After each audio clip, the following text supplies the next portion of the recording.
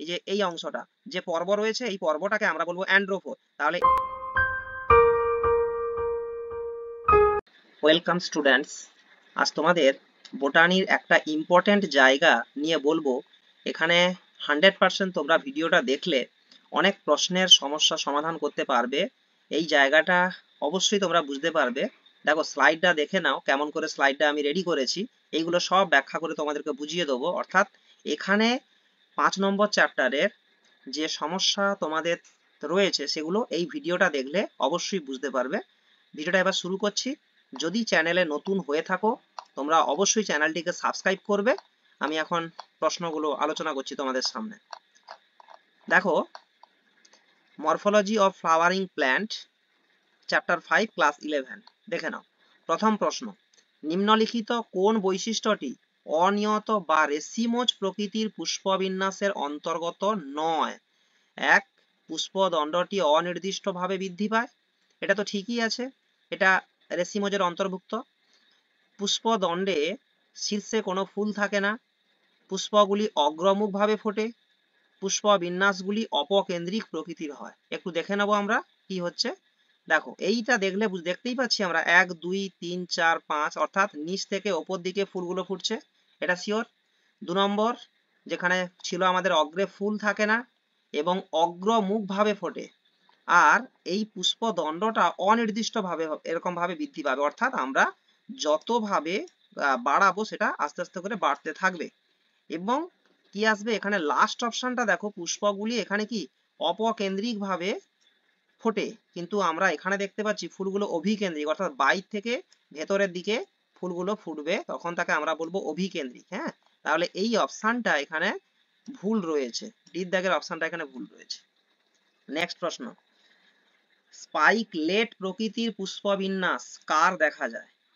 এক, ধান, বি, ওল, সি, বাসক, ডি, সরষে। তাহলে স্পাইকলেট পুষ্পবিন্যাস এখানে ধান গাছের ক্ষেত্রে দেখা যায়। এই ধান গাছে তোমাদের ধান গাছ পোয়েসি গোত্রের মধ্যে পড়ছে। সেই পোয়েসি গোত্রের বৈশিষ্ট্য লেমা রয়েছে, ফ্লোরেট এবং পেলিয়া রয়েছে, এগুলো পোয়েসি গোত্রের বৈশিষ্ট্য। নেক্সট প্রশ্ন, হাইপ্যানথোডিয়াম বা উদম্বুর পুষ্পবিন্যাস দেখা যায় কার ক্ষেত্রে? লাল পাতা, সূর্যমুখী, বট, মূলো। আমরা দেখে নেব এখানে কার ক্ষেত্রে দেখা গেছে।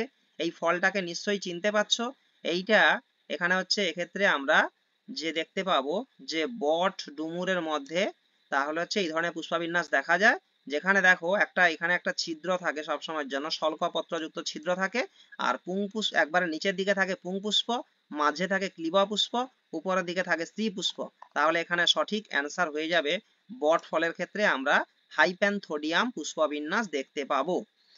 চ্যানেলে নতুন হলে অবশ্যই সাবস্ক্রাইব করবে এবং ভালো লাগলে লাইক কমেন্ট অবশ্যই করবে। কোনো প্রশ্ন থাকলে কমেন্ট করে জানাবে। পুষ্পাধার এবং প্রান্ত ও মধ্য পুষ্পিকা নিয়ে কোন ধরনের পুষ্পবিন্যাস গড়ে ওঠে? ছবিটা আমরা দেখতে পাচ্ছি। তাহলে চমসা মঞ্জুরি, ক্যাটকিন, সায়াথিয়াম, ক্যাপিচুলাম পুষ্পবিন্যাস। এই ছবিটা মধ্যেই ক্যাপিচুলাম পুষ্পবিন্যাস রয়েছে, অর্থাৎ সূর্যমুখীর ক্ষেত্রে ক্যাপিচুলাম দেখা যায়। এর বৈশিষ্ট্য কি দেখো, এই যে আমি বললাম প্রান্ত পুষ্পিকা, বললাম না, প্রান্ত মানে কি থাকবে, একেবারে বাইরের দিকে যে পুষ্পিকা প্রান্ত পুষ্পিকা, আর মাঝের দিকে যে পুষ্পিকা মধ্য পুষ্পিকা। আর এই পুষ্প মঞ্জুরি দণ্ড যখন এইভাবে স্ফীত হয়ে যায় তখন তাকে আমরা বলি পুষ্পাধার। তাহলে এখানে আমরা দেখতে পাবো তাহলে পুষ্পাধার, প্রান্ত, মধ্য পুষ্পিকা দেখা যায় ক্যাপিচুলাম পুষ্পবিন্যাস। এক্সাম্পল হবে সূর্যমুখী এবং গাঁদা। নেক্সট প্রশ্ন, খুব ইম্পর্টেন্ট জায়গা, এখান থেকে প্রশ্ন আসবে ধরে নিতে পারো। যখন বৃত্তাংশ বা দলাংশ একটি প্রান্ত অপরকে ঢাকা রাখে কিন্তু অন্য প্রান্ত অপরের দ্বারা ঢাকা থাকে, এই প্রকার পুষ্পবিন্যাসকে আমরা কি বলবো? Imbricate, twisted, কুইনকনসিয়াল, velvet. ভালো করে দেখো এখানে প্রশ্ন অনুযায়ী আমাদের যেটা রয়েছে, একটি প্রান্ত, এইখানে দেখো একটি প্রান্ত অপরের দ্বারা ঢাকা আছে, অপর প্রান্ত অন্যকে ঢাকা রাখে, অর্থাৎ আমাদের এই প্রশ্নের উত্তর এইটা হয়ে যাবে, এটার নাম হয়ে যাবে তাহলে টুইস্টেড টাইপের পুষ্পবিন্যাস এইটা। আর এটা কি হবে? এটা প্রান্তস্পর্শী। আর এটা কি হবে? এর ভালো করে দেখো, এটা একটি একেবারে বাইরে, এই যে এইটা একেবারে বাইরে, এটা একেবারে ভিতরে, বাকিগুলো টুইস্টেড, একে আমরা বলি ইমব্রিকেট। এটাকে ইমব্রিকেট বলবো, এটাকে আমরা কুইন কনসেল বলবো, এটাকে আমরা ভ্যাক্সিলারি বলবো। নেক্সট প্রশ্ন, এখানে প্লাসেন্টেশন থেকে প্রশ্ন করা হয়েছে কি, সূর্যমুখী গাঁদা কোন ধরনের অমরা বিন্যাস দেখা যায়, অক্ষীয়, গাত্রীয়, মূলীয়, প্রান্তীয়। এক্ষেত্রে সূর্যমুখী গাঁদার ক্ষেত্রে আমরা দেখতে পাবো বেসাল টাইপ বা মূলীয় টাইপের পুষ্পবিন্যাস, অর্থাৎ এইটা হচ্ছে সূর্যমুখী এবং গাঁদার পুষ্পবিন্যাস, এক্ষেত্রে মূলীয়। এটা আসবে কি, এটা প্রান্তীয়। প্রান্তীয়র উদাহরণ কি হয়, সিম হয়ে থাকে, মটর হয়ে থাকে, এইটা হয়ে থাকে। আর এটা হচ্ছে বহুপ্রান্তীয়, যেখানটায় হচ্ছে তোমার হচ্ছে বহুপ্রান্তীয় বলতে এরকম করে থাকবে। এরপর 7, দেখো একটা ইম্পর্টেন্ট প্রশ্ন, পুংধর বা অ্যান্ড্রোফোর কোন উদ্ভিদে দেখা যায়, ঝুমকোলতা, নাশপাতি, জবা, বাগনক। আমরা অ্যান্ড্রোফোর আগে কাকে বলি একটু জেনে নাও। এখানে দেখো এই যে এইটা হচ্ছে গর্ভকেশর, এই সবুজটা, এখানে এই যে হলুদটা রয়েছে, এই যে হলুদটা রয়েছে, এইটা হচ্ছে পুংকেশ্বর। তারপরে এখানে থাকবে এই পোর্শনটা আমরা দেখতে পাবো, এটা হচ্ছে দলাংশ, এর নিচে রয়েছে বৃত্তাংশ। তাহলে আমরা অ্যান্ড্রোফোর কাকে বলবো, পুংকেশ্বর এবং বৃত্তাংশ মাঝখানে এই যে এই অংশটা যে পর্ব রয়েছে, এই পর্বটাকে আমরা বলবো অ্যান্ড্রোফোর। তাহলে এই রকম বিন্যাস কার দেখা যায়, এরকম বিন্যাস আমরা দেখতে পাবো। তাহলে ঝুমকোলতার ক্ষেত্রে এইরকম বিন্যাসটা আমরা দেখতে পাবো, ঝুমকোলতা। তাহলে অ্যান্ড্রোফোর ঝুমকোলতা দেখা যায়। নেক্সট প্রশ্ন, ইম্পর্টেন্ট একটা জায়গা, পলিডেলফাস বা বহুগুচ্ছ পুংদণ্ড কার দেখা যায়, পলিডেলফাস মটর, জবা, শশা, শিমুল। দেখো মটরের কি দেখা যায়, মটরের ডাইডেলফাস, এইটা হচ্ছে মটরের দেখা যায়, এটা এটা মটর, এখানে অপশন এ হচ্ছে মটর। এটা যেখানে হচ্ছে ডাইডেলফাস দ্বিগুচ্ছ পরাগধানী আমরা দেখতে পাবো পুংদণ্ড। এবার জবা, জবার ক্ষেত্রে আমরা কি দেখতে পাবো, এটা জবার ক্ষেত্রে হবে এটা মনোডেলফাস জবা। শশা, এটা শশা এখানে আসবে, এটা শশা চলে আসবে এক্ষেত্রে সিন। সাইন্যান্ড্রাসের ক্ষেত্রে আমরা শশার বই, শশা এবং কুমড়ো, এটা সাইন্যান্ড্রাস দেখতে পাবো। কিন্তু আমাদের এই প্রশ্নে পলিডেলফাস হচ্ছে শিমুল। শিমুল মানে যে পুংদণ্ডগুলো কি থাকবে এখানে, দেখো একাধিক পুংদণ্ড, এটা শিমুলের বৈশিষ্ট্য। এই শিমুল, শিমুলের পলিডেলফাস, অর্থাৎ কি দেখতে পাচ্ছি আমরা এই ছবির মধ্যে, যে অনেকগুলো পুংদণ্ড একসঙ্গে জোড় হয়ে অনেকগুলো গুচ্ছ তৈরি করেছে, তাহলে সেটা হবে কি শিমুল। তাহলে পলিডেলফাস পুংদণ্ডের উদাহরণ কি হবে, শিমুল। মটর কার উদাহরণ, ডাইডেলফাস, মটর হবে ডাইডেলফাস, এখানে মটর হবে ডাইডেলফাস। এবার জবা হবে এইটা জবা, আবার শশা হবে এই যে এটা আমরা চলে গেলে এটা হবে শশা, আর এখানে চলে আসবে এইটা চলে আসবে শিমুলের ক্ষেত্রে। নেক্সট প্রশ্ন, এপিপেটালাস বা দললগ্ন পুংকেশ্বর কার দেখা যায়, রজনীগন্ধা, আকন্দ, বেগুন, গাঁদা। এক্ষেত্রে অপশান হবে বেগুন। ভালো করে দেখো, এইটা তো দলমণ্ডল, এইটা দলমণ্ডল, এদের যুক্ত দলমণ্ডল দেখা যায়। দেখো যুক্ত, এখানে যুক্ত রয়েছে। এটা কোন কোন ফ্যামিলির বৈশিষ্ট্য, আমাদের সিলেবাসে আছে সোলানেসি গোত্রের বৈশিষ্ট্য। এইটা হচ্ছে পুংদণ্ডগুলো, এই পুংদণ্ড দলমণ্ডলের সঙ্গে যুক্ত অবস্থায় থাকে বলে একে আমরা দল লগ্ন বলি। এই যে দল লগ্ন কার দেখা যায়, বেগুনের দেখা যায়। এটা একটা প্রশ্ন। নেক্সট প্রশ্ন, খুব ইম্পর্ট্যান্ট এবং প্রচুর কনফিউজিং একটা জায়গা, তোমরা এটা ভালো করে বুঝে নাও। ফুলের গর্ভপত্র অর্থাৎ ডিম্বাশয় পুষ্পাক্ষের শীর্ষে রয়েছে, অন্যান্য স্তবক, অন্যান্য স্তবক মানে কি, পুংকেশ্বর, দলমণ্ডল, বৃত্তি, তার নিচে অবস্থান করলে তখন তাকে আমরা বলবো হাইপোগাইনাস, এপিগাইনাস, পেরিগাইনাস। এই ওপরের কোনোটিই সঠিক নয়। আমরা একটু দেখে নেব কোনটা কি রকম, দেখে নাও। এই যে এখানে কি রয়েছে, সুপিরিয়র ওভারি অর্থাৎ হাইপোগাইনাস। হাইপোগাইনাস মানে কি, গর্ভপাত, অর্থাৎ গর্ভ, এইটা গর্ভ, এই যে জি জি হচ্ছে গাইনো, গর্ভের পায়ের তলায় সবাই আছে। প্রথম হচ্ছে গর্ভটা উপরে, ডিম্বাশয়টা উপরে রয়েছে, তারপরে ঠিক অ্যান্ড্রোসিয়াম অর্থাৎ গাই, অ্যান্ড্রোসিয়াম মানে পুংকেশ্বর, তারপরে পেটাল যেটা হচ্ছে দলমণ্ডল, তারপরে হচ্ছে বৃত্তি, বৃত্তি এখানটায় রয়েছে। এইভাবে মোটামুটি থাকবে। তাহলে কি থাকবে, একবারে ওপরে, একেবারে ওপরে থাকবে ডিম্বাশয়, তারপরে পুংকেশ্বর, তারপরে দলমণ্ডল, তারপরে এখানে বৃত্তি পুষ্পাক্ষ সব নিচে থাকবে। এই রকম থাকলে তখন তাকে আমরা বলবো হাইপোগাইনাস। এবার এপিগাইনাসটা কি জিনিস? এপিগাইনাসের ক্ষেত্রে দেখো, তাহলে জিটা হচ্ছে একবারে কোথায় থাকবে, জি একেবারে নিচে রয়েছে, জি একেবারে নিচে, জি মানে গর্ভাশয়, তার উপরে কে রয়েছে, এক ধার থেকে গর্ভাশয় নিচে রয়েছে, তার উপরে মোটামুটি পুংকেশ্বর থাকবে, তারপর দলমণ্ডল থাকবে, বৃত্তি এইভাবে সাজানো থাকবে, তখন তাকে আমরা বলবো এপিগাইনাস। তাহলে এই সিস্টেম অনুযায়ী আমাদের সঠিক কোনটা হবে? সঠিক হচ্ছে হাইপোগাইনাস। হাইপোগাইনাস বা গর্ভপাত, যেটা আরেকটা নাম রয়েছে সুপিরিয়র ডিম্বক।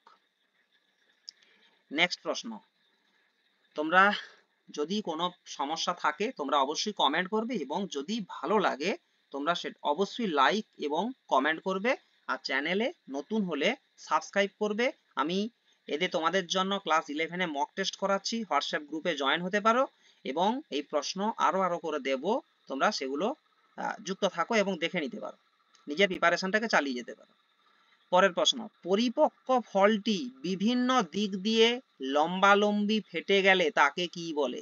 দেখো এখানে কতগুলো অপশন দিয়ে রেখেছি। লেগিউম, উদাহরণ হচ্ছে মটর। লেগিউমটা কেমন ফাটে? দেখো লেগিউম হচ্ছে এই যে মটরের ছবি দেওয়া আছে, দেখো তা মটরের দুই প্রান্ত বা অঙ্কীয় প্রান্ত ফাটলে তখন তাকে আমরা লেগিউম বলবো। ফলিকল, ফলিকলের উদাহরণ কি দেওয়া আছে? তাহলে নয়নতারা দেওয়া আছে। এখানে ফলিকল বলতে এখানে বোঝাচ্ছে কোন দিক দিয়ে, বলছে নিচ থেকে উপরের দিকে, তাহলে ফলটা আস্তে আস্তে করে ছেড়ে যাবে, তখন তাকে আমরা বলবো ফলিকল। এটা যেমন নয়নতারা। সিলিকুয়া, সিলিকুয়া কি হবে? সর্ষে। এই দেখো সিলিকুয়া, সিলিকুয়ার সিস্টেমটা কি বলছে? সিলিকুয়ার সিস্টেম হচ্ছে নিচ আগে ফাটবে, তারপরে আস্তে আস্তে উপর দিকে যাবে, তখন তাকে আমরা বলবো সিলিকুয়া। এইটা।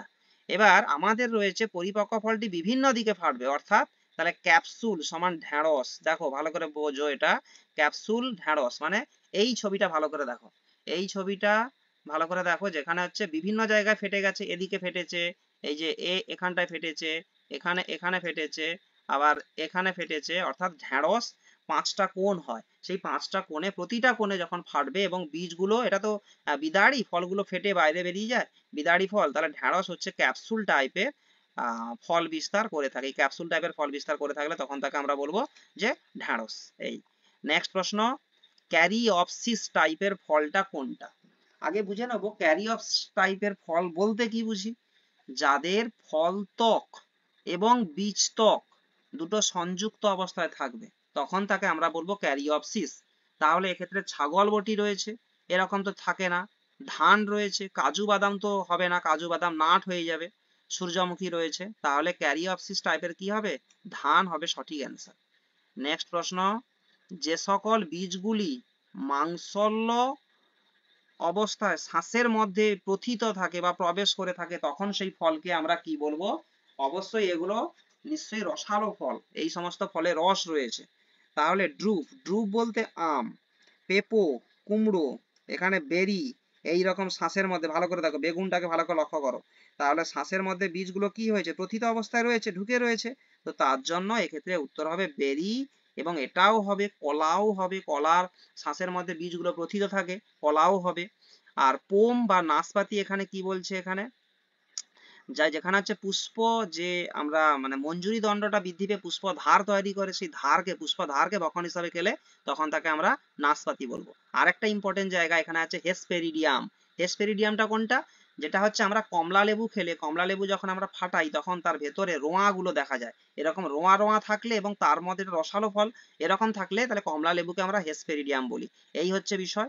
আর লাস্ট একটা ইম্পর্টেন্ট, পরীক্ষায় এই জায়গা থেকে প্রশ্ন আসবেই, অক্ষীয় অমরাবিন্যাস দেখা যায় কার ক্ষেত্রে? অক্ষীয়, ভালো করে দেখো, মটর রয়েছে, কুমড়ো রয়েছে, গাঁদা রয়েছে, আর হচ্ছে এক্ষেত্রে কলা রয়েছে, তাহলে অক্ষীয় এক্ষেত্রে কোনটা হবে? এটা তো নয়, এটা তো প্রান্তীয় দেখতে পাচ্ছি আমরা। তারপরে এখানে চলে আসবে তোমার এটা, এই যে অক্ষীয়, কেন্দ্রীয়, অর্থাৎ কেন্দ্রে একটা সেন্ট্রাল আছে দেখতে পাচ্ছ, এই সেন্ট্রালকে কেন্দ্র করে তার চারদিকে কি রয়েছে? বীজগুলো অবস্থান করে, অমরাগুলো অবস্থান করে, এই যে দেখো কেন্দ্রকে চারদিকে অমরাগুলো অবস্থান করছে। তাহলে এরকম কার দেখা যায়? তাহলে হচ্ছে কলার ক্ষেত্রে এইরকম বৈশিষ্ট্য আমরা দেখতে পাবো এইরকম ভাবে। আর কুমড়ো হলে তখন কি চলে আসবে এক্ষেত্রে, তাহলে হচ্ছে বহু প্রান্তীয় চলে আসবে। এটা বহু প্রান্তীয় কুমড়োর ক্ষেত্রে দেখা যায়। এটা তো বলেছি, এটা কার ক্ষেত্রে, এটা মূলীয়র ক্ষেত্রে বলেছি, এরকম ভাবে থাকে। ব্যাস। আর এটা আছে মুক্ত মধ্য, এই যে এটা মুক্ত মধ্য, এর কোনো মাঝখানে আছে কিন্তু সব মুক্ত, কোনো ঘেরা নেই, এটাকে বলছে মুক্ত মধ্য। ব্যাস এইরকম করে থাকে। তাহলে অক্ষীয় অমরা বিন্যাস কার ক্ষেত্রে হবে, তাহলে হচ্ছে কলার ক্ষেত্রে হবে। আর মটর কি হবে, প্রান্তীয় হবে। আর কুমড়োর ক্ষেত্রে তো বললাম, এই যে বহু প্রান্তীয় ক্ষেত্রে বললাম। আর গাঁদা, সূর্যমুখী, মূলীয় চলে আসবে, এই হচ্ছে বিষয়। হ্যাঁ, তোমরা চ্যানেলে নতুন হলে অবশ্যই সাবস্ক্রাইব করবে, এবং আমি আরো ভিডিও দেবো, সেগুলো জন্য সাবস্ক্রাইব করে রাখবে এবং লাইক কমেন্ট শেয়ার করবে। Thank you.